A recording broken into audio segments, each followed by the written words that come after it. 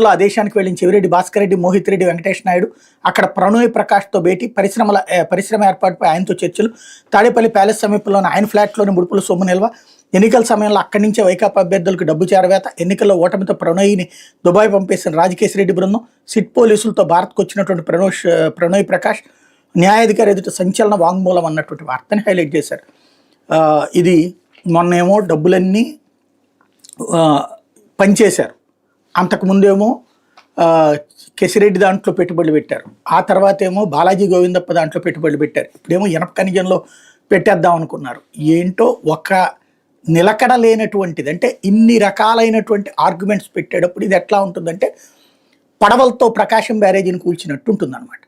పడవలతో ప్రకాశం బ్యారేజీని కూల్చేయడానికి కుట్రలు పన్నారని చెప్తే ఎట్లా ఉంటుందో ఇట్లాగే ఉంది. కేవలం వాంగ్మూలాలు అందరూ కూడా ఆ తర్వాత మళ్ళీ మేము ఆ వాంగ్మూలాలు ఇవ్వలేదు అని చెప్పి రాజకేశ్ రెడ్డి దగ్గర నుంచి ప్రతి ఒక్కళ్ళు స్టేట్మెంట్లు ఇస్తున్నటువంటి పరిస్థితి. డబ్బులు పట్టుకోలేకపోయినటువంటి అంశాన్ని కవర్ చేయడానికి నానా తెప్పులు. బట్ ఒకటి, యాంటీ జగన్ అందరూ కూడా కరెక్ట్ అంటారు, ప్రో జగన్ అందరూ కూడా ఇది కుట్ర అంటారు. ఇది సహజంగా జరిగేటటువంటి పరిణామం. దీనివల్ల